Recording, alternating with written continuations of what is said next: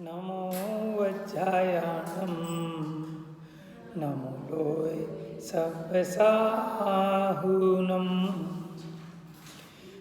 विधि मंगल करणते सब विधि मंगल होत उदंगल दूर सब तम जो भानु द्यो। जो बच्चे एब्सेंट होते हैं ना उनकी आप लोग हेल्प किया करो।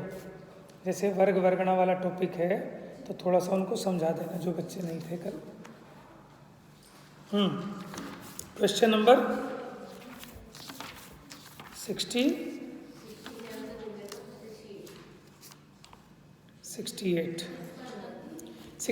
हाँ जी, ये चल रहा था, कोई बात नहीं, ध्यान से सुनो जरा। हमने पहले देखा अविभागी प्रतिच्छेद। कौन बताएगा किसको कहते हैं अविभागी प्रतिच्छेद? बोलो बेटा। शक्ति की मतलब अविभागी, मतलब इसका विभाग ना हो सके ऐसे शक्ति के समूह को, शक्ति के सूक्ष्म अंश को, है ना, अविभागी प्रतिच्छेद कहते हैं। क्षेत्र काल भाग होता है तो भाग के सबसे छोटे से। Very good. तुम्हारा नाम तो भूल ही गया मैं। अक्षरा। अक्षरा। दो बच्चे नहीं थे ना, अक्षरा और देशना। वंशिका कौन एब्सेंट है? एक तो विदर्शी नहीं है, जिनांशी तो मैंने देखी नहीं डे वन से।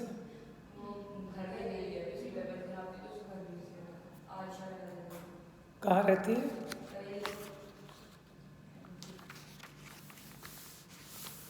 और कौन एब्सेंट है? टोटल कितने बच्चे हो आप? ठीक है, तो अविभागी प्रतिच्छेद समझ में आया था। अब अविभागी प्रतिच्छेदों के समूह को कहते हैं वर्ग।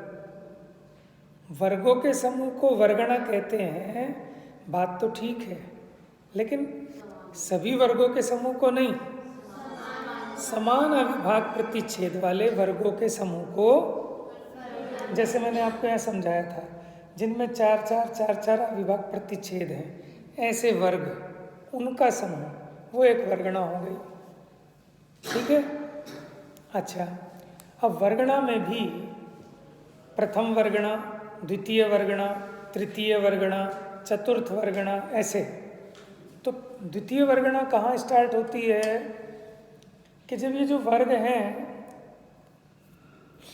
जैसे चार वाले वर्गों का समूह, ठीक है, फिर 5 अविभाग प्रतिच्छेद वाले वर्गों का समूह, फिर 6 अविभाग प्रतिच्छेद वाले वर्गों का समूह, फिर 7 जिनमें हैं ऐसे अविभाग प्रतिच्छेदे वालों वर्गों का समूह, फिर 8 अविभाग प्रतिच्छेद वाले वर्गों का समूह। तो देखो हमने जो प्रारंभ किया था उसमें 4 अविभाग प्रतिच्छेद थे सब में, और अब उसका 2 गुना हो गया, 8 हो गए ना। तो यहाँ से प्रारंभ हो गई जैसे 4 वाली होगी प्रथम वर्गणा, 5 वाली हो गई द्वितीय वर्गणा, 6 वाली हो गई तृतीय वर्गणा, 7 वाली हो गई चतुर्थ वर्गणा, ऐसे।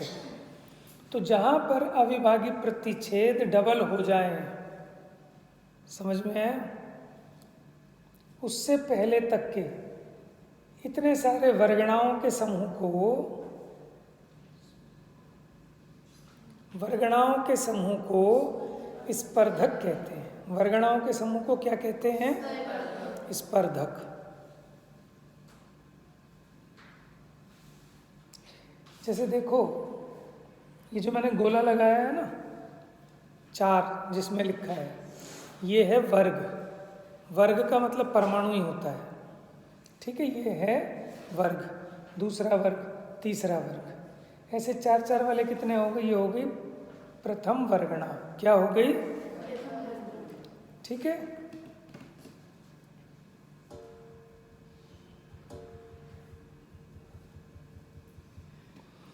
एक अविभागी प्रतिच्छेद से अधिक वर्गों के समूह रूप वर्गणाएं जहाँ तक उपलब्ध हों, यानी अब 4 वाले वर्गों का समूह, 5 वाले, 6 वाले, तो ये होगी प्रथम वर्गणा, द्वितीय वर्गणा, तृतीय वर्गणा, चतुर्थ वर्गणा, वो 5वीं वर्गणा। लेकिन ये पहली जो 4 वर्गणाएं हैं, जब तक डबल नहीं हुए अविभागी प्रतिच्छेद, तब तक ये कहलाएगा प्रथम स्पर्धक। यहाँ तक क्या हो गया? स्पर्धक हो गया है। समझ गए? देखो फिर से बुक में देखिए पेज नंबर 44 पर, एक एक अविभागी प्रतिच्छेद से अधिक, माने एक एक बढ़ते बढ़ते वर्गों के समूह रूप वर्गणाएं जहाँ तक उपलब्ध हों, उन वर्गणाओं के समूह को स्पर्धक कहते हैं। अगली परिभाषा देखिए, अनेक प्रकार की अनुभाग शक्ति से युक्त कारमान वर्गणाओं को, ठीक है, कारमान वर्गणाओं के समूह को स्पर्धक कहते हैं। अगर आपको इतनी बात समझ में आ गई कि वर्गणाओं के समूह को, सीधे बैठो, क्या कहते हैं? स्पर्धक कहते हैं। तो दूसरी परिभाषा में क्या बताया? कारमान वर्गणाओं के समूह को स्पर्धक कहते हैं, अथवा इसको ऐसे कह दिया, कर्म समूह को स्पर्धक कहते हैं। तो कैसे होती है कारमान वर्गणाएं? अनेक प्रकार की अनुभाग शक्ति से युक्त होती है, माने उसकी फलदान क्षमता, देने की पावर। आगे देखिए, सर्वघाती प्रकृति में संपूर्ण स्पर्धक कैसे होते हैं? सर्वघाती ही होते हैं। लेकिन देशघाती प्रकृति में दोनों तरह के स्पर्धक होते हैं, सर्वघाती भी होते हैं और देशघाती भी होते हैं। तो इसीलिए जो देशघाती प्रकृति है उनमें तो क्षयोपशम घटित हो सकता है, लेकिन सर्वघाती प्रकृतियों में क्षयोपशम नहीं होता। जैसे केवल ज्ञानावरण कर्म, क्या ऐसा हो सकता है कि केवल ज्ञानावरण का थोड़ा सा उघाड़ हो जाए तो जीव को थोड़ा सा केवल ज्ञान प्रकट हो जाए? ऐसा कभी नहीं हो सकता। मति ज्ञानावरण का तो थोड़ा सा उघाड़ हुआ तो थोड़ा सा मति ज्ञान प्रकट हुआ, तो बाकी जो 4 ज्ञान हैं वो तो कर्म के क्षयोपशम से थोड़े प्रकट होते हैं, इसलिए उनको कहते हैं क्षयोपशमिक ज्ञान। लेकिन केवल ज्ञान में ऐसा नहीं होता कि थोड़ा सा प्रकट हो जाए। बात समझ में आ रही है? केवल ज्ञानावरण या तो पूरा ही जाएगा या पूरा ही बना रहेगा, ठीक है। तो ये सर्वघाती प्रकृति है केवल ज्ञानावरण, इसलिए उसमें क्षयोपशम नहीं होता है। आगे देखिए, देशघाती प्रकृति में स्पर्धक कैसे होते हैं? दोनों प्रकार के होते हैं, देशघाती स्पर्धक भी होते हैं। और अब स्पर्धक समझ में आ रहा है आपको क्या होता है? स्पर्धक वर्गणाओं के समूह, वर्गों के समूह को वर्गणा, वर्गणाओं के समूह को स्पर्धक। प्रथम स्पर्धक, फिर द्वितीय स्पर्धक हो जाएगा, तृतीय स्पर्धक, तिगुने, देशघाती। अच्छा, इस कारण से देशघाती कर्मों के, बेटा बिल्कुल माइंड यहाँ प्रेजेंट रहना चाहिए, देशघाती कर्मों के उदय काल में कर्म का क्षयोपशम घटित होता है और जीव के ज्ञान आदि अनुजीवी गुण की पर्याय प्रकट होती है। जैसे मति ज्ञानावरण आदि ये देशघाती कर्म है, तो इनमें क्या होता है? थोड़ा सा क्षयोपशम प्रकट है अपने को। पूर्व स्पर्धक किसे कहते हैं? देखो, नौवा गुण स्थान का नाम तो पता है ना आपको, अनिवृत्तिकरण। तो 9वें गुण स्थान के पहले पाए जाने वाले स्पर्धकों को पूर्व स्पर्धक कहते हैं। क्या कहते हैं? जो 9वें गुण स्थान से पहले पाए जाते थे। लेकिन अब 9वें गुण स्थान में परिणामों के निमित्त से क्या होता है? वो जो स्पर्धक होते हैं ना, जिनमें अविभाग प्रतिच्छेद इतने इतने थे, तो उसमें से उसका अनुभाग घट जाता है, यानी उसके अविभाग प्रतिच्छेद कम हो जाते हैं। देखो, जैसे किसी में 9 अविभागी प्रतिच्छेद वाली वर्गणाएं थी, अब वो घटकर अगर 4 वाली रह जाएं तो इसका मतलब उसकी पावर कम हो गई ना। बात समझ में आ रही है? तो अब वो हो गए अपूर्व स्पर्धक। क्या हो गए? जैसे पहले नहीं थे, जो पूर्व में नहीं थे, माने 9वें गुण स्थान में परिणामों की विशुद्धि के कारण क्या हुआ कि वो जो आपके स्पर्धक थे उनका अनुभाग क्षीण हो गया, तो अब वो कहलाए अपूर्व स्पर्धक। क्या कहलाए? अपूर्व स्पर्धक अपूर्व माने जो पहले नहीं थे। बात समझ में आ गई इतनी? अनुभाग क्षीण स्पर्धकों का इनको कम होगा। कम हो गए ना, अनुभाग घट गया। मतलब गुलिस्तान नहीं लगे जो 8वां 7वां 6वां जो गुलिस्तान है, मतलब 9वें से जो नीचे 8वां 7वां। हाँ, वो पूर्व स्पर्धक कहलाएंगे, 9वें गुण स्थान में अपूर्व स्पर्धक कहलाएंगे। आगे आइए, कृष्टि किसे कहते हैं? लड़की एक बच्ची है ना, 9th की है, कृष्टि। जब मैंने कहा था तुम्हारा नाम तो भूलेंगे नहीं, कृष्टि। कृष्टि अथवा अनुकृष्टि किसे कहते हैं? ये मतलब करणानियोग के पारिभाषिक शब्द हैं एक तरह से। कर्मों के अनुभाग का क्रम से हीन हीन होने को, क्या हो रहा है? जो कर्मों का अनुभाग था वो क्रम से हीन हीन होता जा रहा है, उसको कृष्टि अथवा अनुकृष्टि कहते हैं। अर्थात अनुभाग का कृश होना, कृश मैंने कमजोर होना, कृष्टि है। यह कृष्टि अनिवृत्तिकरण गुण स्थानों के परिणाम के निमित्त से होती है। कृश माने कमजोर। बादर कृष्टि किसको कहते हैं? एक होती है सूक्ष्म कृष्टि, एक होती है बादर कृष्टि। बादर का मतलब स्थूल, सूक्ष्म तो आप समझते ही हैं। अपूर्व स्पर्धक से भी विशेष अनुभाग क्षीण स्पर्धकों को बादर कृष्टि कहते हैं। पहले क्या हुआ? 9वें गुण स्थान में पूर्व स्पर्धक से हो गए अपूर्व स्पर्धक। अब उन अपूर्व स्पर्धकों का अनुभाग और क्षीण हो गया तो वो कहलाई बादर कृष्टि। अर्थात संज्वलन क्रोध मान माया लोभ का अनुभाग घटना सो बादर कृष्टि है। सूक्ष्म कृष्टि किसे कहते हैं? बादर कृष्टि से भी विशेष अनुभाग क्षीण स्पर्धकों को सूक्ष्म कृष्टि कहते हैं। 4 बातें सीखी हमने। अब पूर्व स्पर्धक क्षीण हो गए, 9वें गुण स्थान में क्या कहलाए? अपूर्व स्पर्धक। अब वो और क्षीण हुए तो बादर कृष्टि, और क्षीण हो गए तो सूक्ष्म कृष्टि। अब अनुकृष्टि रचना किसे कहते हैं? अनुकृष्टि नहीं पूछ रहे, अनुकृष्टि रचना। देखो आत्मा में ऐसी कोई कर्मों की रचना तो होती नहीं, लेकिन उसको ग्राफिकल रिप्रेजेंट करते हैं ना। जैसे जो क्रिकेट मैच होता है उसमें स्कोर दिखाते हैं, इंडिया का कितना हो रहा है, पाकिस्तान का कितना, कितने बॉलों पे कितने विकेट, तो ग्राफ बनाते हैं। ऐसा कहीं कोई ग्राफ है थोड़ी, वो तो आपको समझाने के लिए, भाव भासना कराने के लिए एक रिप्रेजेंट करते हैं। उसी प्रकार कर्मों की जो अनुभाग शक्ति है वो क्रम क्रम से क्षीण हो रही है, तो उसको दिखाने वाली जो रचना है, जो हम रिप्रेजेंट करते हैं, उसको हम अनुकृष्टि रचना से समझाते हैं। ग्राफ से, तालिका से, चित्र से, कि देखो कर्म पहले इतना गाढ़ा था, फिर ये हल्का हो गया, फिर और हल्का हो गया। तो नीचे ऊपर नीचे के परिणामों में अनुकर्षण अर्थात क्रम से हीन हीन होने को दिखाने वाली रचना विशेष को अनुकृष्टि रचना कहते हैं। हम ऐसे दिखा सकते हैं कि नीचे से बनाए चौड़ा ट्रायंगुलर बना दें, तो उससे पता चलेगा कि नीचे अनुभाग ज़्यादा है, ऊपर ऊपर अनुभाग हल्का होता जा रहा है। हाँ, निषेक रचना का ग्राफ। या फिर हम ऐसा दिखा दें कि नीचे डार्क कर दें कलर और धीरे धीरे लाइट होता जा रहा है कलर।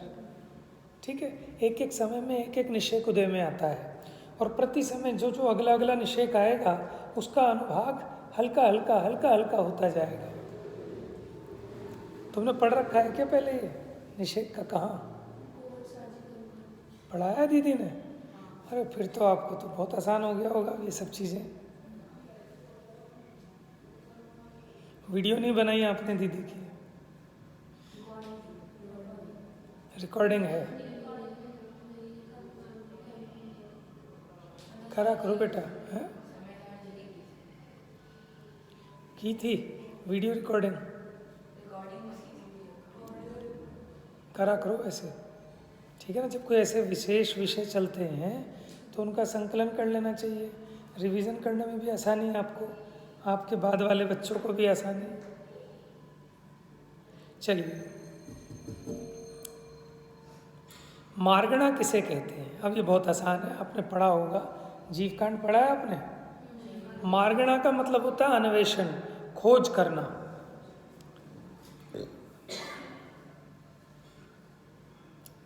जैसे हम कैसे खोज कर सकते हैं कि भिंड के बच्चे कौन कौन है, ढूंढो। जितने भी भिंडी हैं उन्हें ढूंढो। 3 भिंडी हैं, ठीक है। तो ये हमने खोज की ना, लेकिन किसी एक स्पेसिफिकेशन के आधार पर। अब हम कोई स्पेसिफिकेशन ऐसा निकाल सकते हैं, जिन बच्चों का वेट 50 किलो से कम है उन बच्चों को छांटो। वो अकेली यही है, बाकी सबका 50 के ऊपर है, सारे बच्चों का होगा, इसको छोड़ के बस। तुम्हारा कितना है? तो सभी का 50 से कम होगा, मुझे नहीं लगता कि 50 के ऊपर है। 50 है, वेरी गुड, होना ही चाहिए इतना तो। किसका वेट है ये? बस ये ध्यान रखना चाहिए, कहने में कोई बुराई नहीं है, लेकिन समझना ठीक है।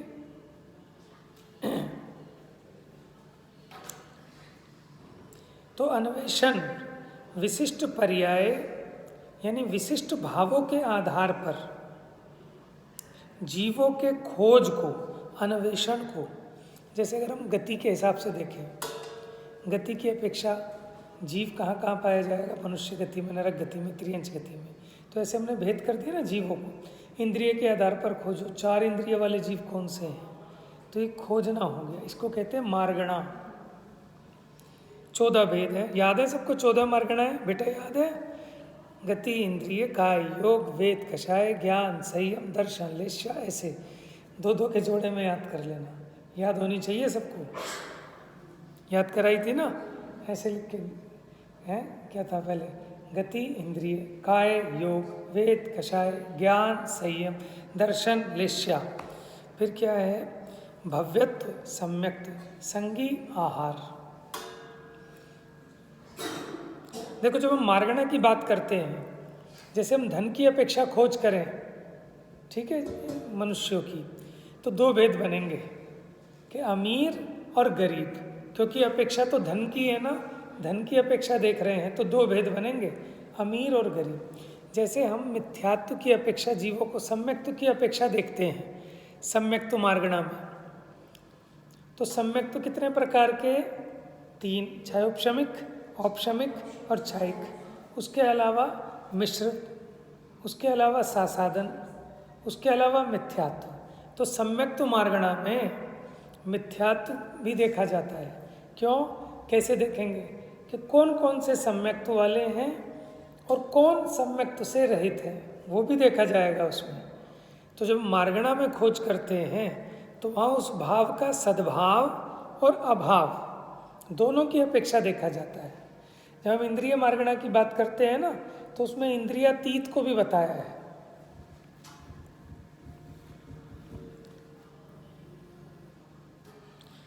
सम्यक्त्व मार्गणा किसे कहते हैं? देखो, सम्यक दर्शन की मुख्यता से जीवों के खोजने को क्या कहा? अब मैं पूछूं, गति मार्गणा किसे कहते हैं, बताओ? हाँ, गति की मुख्यता से, गति की विशेषता से जीवों के खोजने को गति मार्गणा कहते हैं। 6 भेद मैंने नाम गिनाई दिए, ठीक है। आगे आइए, औपशमिक सम्यक्त्व किसे कहते हैं? सबसे नीचे। आपको परसों जाना है 19 को?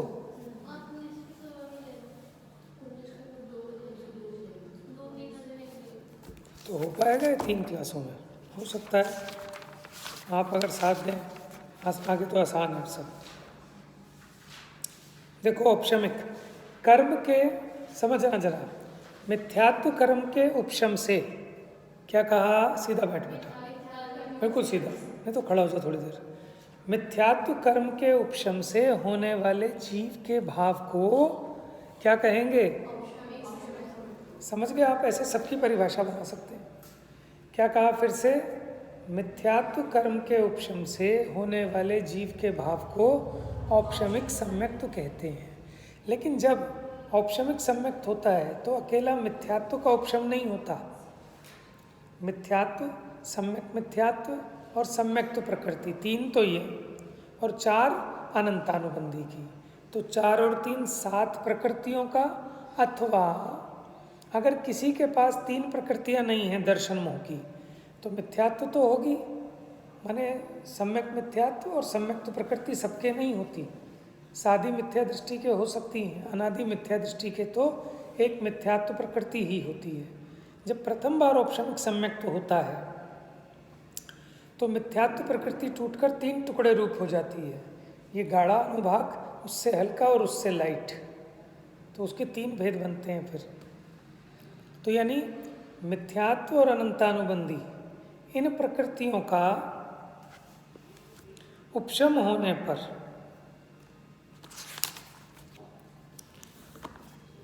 अर्थात निमित्त से होने वाले श्रद्धा गुण के सम्यक परिणमन को औपशमिक सम्यक्त कहते हैं। अब आप एक बात बताओ, जो औपशमिक सम्यक्त है वो कर्म का परिणाम है कि जीव का परिणाम? जीव का भाव है, लेकिन वो कर्म के उपशम के निमित्त से हुआ है। तो कर्म का उपशम वो कर्म का परिणाम है, लेकिन कर्म के उपशम के निमित्त से जीव में जो इसको सम्यक्त रूप परिणाम उत्पन्न हुआ, उसको कर्म की तरफ से नाम दिया। कर्म के उपशम से हुआ, इसलिए इसका नाम क्या हुआ? औपशमिक सम्यक्त।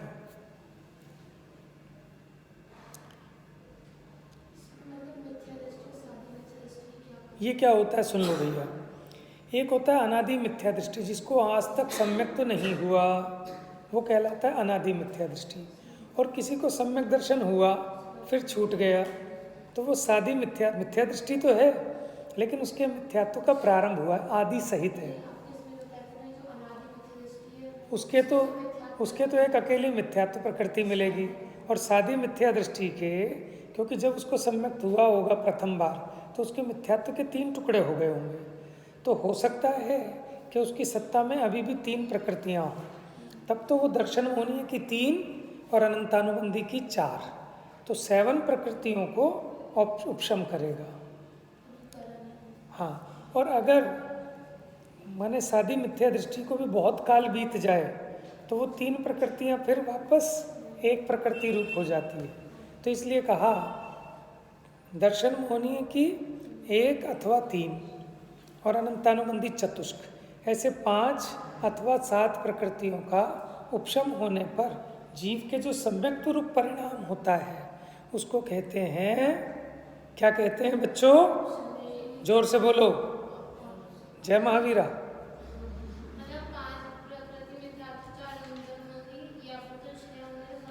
6 नहीं 7।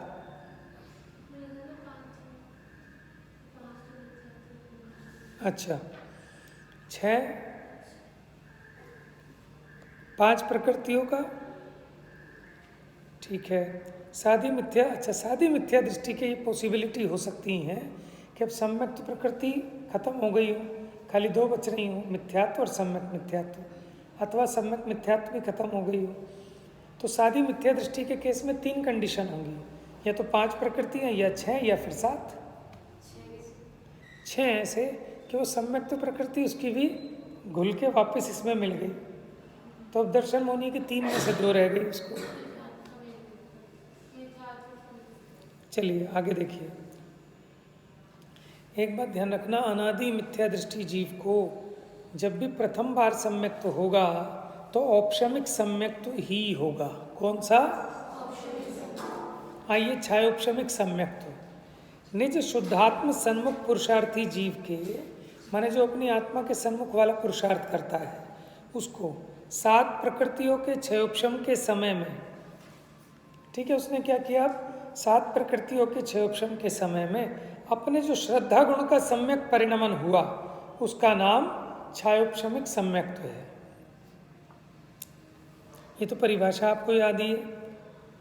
अनंतानुबंधी 4 और मिथ्यात्व तथा सम्यक मिथ्यात्व, इन 6 तो सर्वघाती प्रकृतियों के उदयाभावी 6 और उन्हीं के भविष्यकालीन निषेकों का सदवस्था रूप उपशम तथा वर्तमान कालीन देशघाती सम्यक्त प्रकृति का उदय, ऐसे 3 रूप कर्म की अवस्था को क्षयोपशम कहेंगे। और क्षयोपशमिक सम्यक्त में क्या होगा? क्षयोपशम कर्म के क्षयोपशम के निमित्त से जीव का जो भाव हुआ वो कहलाएगा क्षयोपशमिक। अब हमने श्रद्धा गुण की अपेक्षा देखा तो क्षयोपशमिक सम्यक्त कह दिया, ज्ञान की अपेक्षा देखेंगे तो क्षयोपशमिक ज्ञान कह देंगे। क्षायिक सम्यक्त किसे कहते हैं? देखो सब में वही बात आएगा। यहाँ पे इसने क्या किया कि वो जो 7 प्रकृतियाँ थी या जिसके पास जितनी भी थी उन मिथ्यात्व संबंधी और अनंतानुबंधी संबंधी उन प्रकृतियों का जड़ मूल से क्षय कर दिया। बोलो बेटा। इसमें ये जो लिखा है 7 प्रकृतियों के क्षय उनके समय में अर्थात निमित्त में, इसके ऊपर लिखा था क्या? तो वो तो कर्म का उपशम क्षय, क्षय उपशम तो निमित्त है, वो कोई जीव के परिणाम को थोड़ी करता है।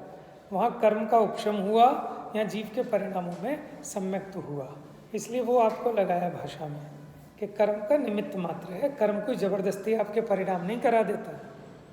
वो कर्म डाउन हो गया तो भाव बढ़ गया। मतलब उस 7 प्रकृतियों का या फिर तो क्षय हुआ या उपशम हुआ और पीछे में उपशम हुआ। हाँ चलिए, अब क्षयिक सम्यक्त हो गया। नीचे देखिए बोल्ड लेटर में क्या लिखा है। क्षयिक सम्यक दर्शन हमेशा क्षयोपशमिक सम्यक तो पूर्वक ही होता है और भविष्य काल में अनंत काल पर्यंत क्षयिक रूप ही रहता है। क्षयिक सम्यक तो उपशमिक सम्यक वाला सीधा क्षयिक नहीं कर सकता, क्षयोपशमिक सम्यक से ही क्षयिक होता है। माने क्रम है, प्रथम बार औपशमिक सम्यक्त होता है, उसके बाद क्षयोपशमिक, उसके बाद क्षयिक। औपशमिक से सीधा क्षय नहीं कर सकता। प्रथमोपशम सम्यक्त किसे कहते हैं? देखो औपशमिक सम्यक्तों के 2 भेद, प्रथमोपशम और द्वितीयोपशम। प्रथमोपशम का मतलब ये नहीं कि जो पहली बार होगा। प्रथमोपशम क्या है कि अनादि मिथ्या दृष्टि जीव को अथवा सादी मिथ्या दृष्टि जीव को जब भी औपशमिक सम्यक दर्शन होगा वो प्रथमोपशम सम्यक्त कहलाएगा। समझ गए? माने मिथ्या दृष्टि जीव को जो सम्यक दर्शन होगा वो औपशमिक प्रथमोपशम सम्यक दर्शन है। लेकिन अब द्वितीयोपशम देखो, क्षयोपशमिक सम्यक तो हो गया किसी को, अब उसको श्रेणी चढ़ना है। 7वें गुण स्थान से प्रारंभ होती है ना श्रेणी, श्रेणी के गुण स्थान चढ़ रहे हैं। अब क्षयोपशमिक श्रेणी तो होती नहीं, श्रेणी या तो छपक श्रेणी होती है या फिर उपशम श्रेणी। तो अब या तो अपने सम्यक्त को उपशम रूप करे या फिर अपने सम्यक्त को क्षयिक रूप करे। तो वहाँ जो क्षयोपशमिक सम्यक्त वाला है, जब वो अपने उपशम को क्षयोपशम सम्यक्त को औपशमिक सम्यक्त रूप कन्वर्ट करता है श्रेणी चढ़ने के लिए, वो कहलाता है द्वितीयोपशम। कुछ लोग ऐसा अर्थ समझते हैं जो पहली बार हो वो प्रथमोपशम, दूसरी बार हो वो द्वितीयोपशम। ऐसा नहीं है। मिथ्या दृष्टि जीव को जो सम्यक दर्शन होता है, ठीक है, वहाँ जो उपशम होगा वो प्रथमोपशम है। चाहे अनादि मिथ्या दृष्टि हो, चाहे सादी, चाहे दूसरी बार हो, चाहे 5वीं बार हो, वो कहलाएगा प्रथमोपशम। लेकिन क्षयोपशमिक सम्यक तो है जिसको, अब वो श्रेणी चढ़ने के लिए जब अपने क्षयोपशमिक सम्यक्त को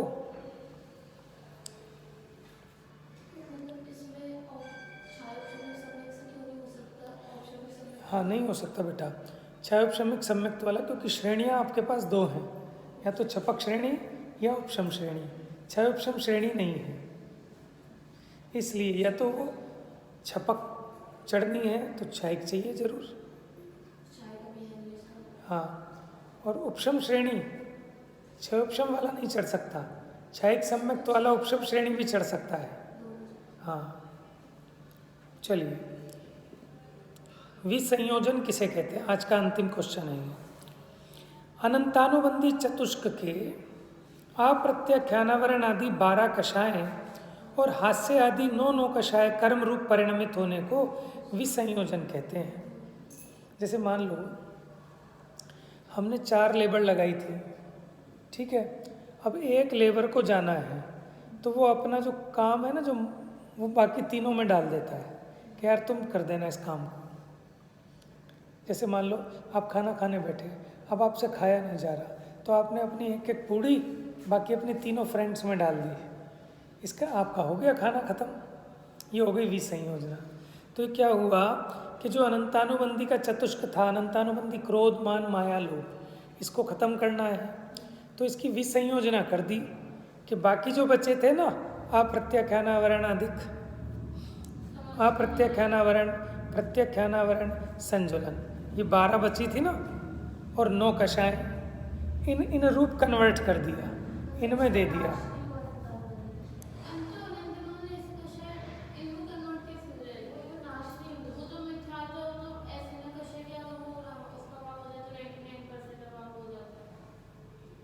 अभाव करने के तरीके हैं ना, अनंतानुबंधी का या तो क्षय करे, या फिर अनंतानुबंधी की विसंज्ञा, या तो आप अपनी रोटी खा के निपटाओ, या फिर कूड़े में फेंको, या फिर जो आपके फ्रेंड्स हैं उनमें कन्वर्ट कर दो।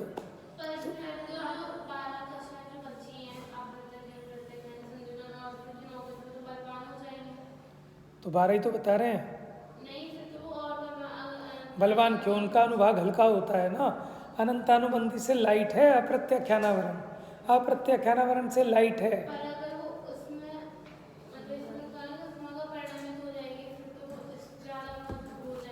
अनंतानुबंधी रूप थोड़ी रहेगी, वो कन्वर्ट होकर अप्रत्याख्यानावरणी हो गई ना, हल्की हो गई, उसका अनुभाग घट गया, वो उसके नाश का तरीका है। तो अनंतानुबंधी क्या होती है, बाकी हल्के अनुभाग वालों में कन्वर्ट हो जाती है, यानी वो अप्रत्याख्यानावरणी बन गई, कुछ प्रत्याख्यानावरणी बन गई, कुछ संजुलन बन गई, कुछ 9 कषाय। अनंतानुबंधी साफ।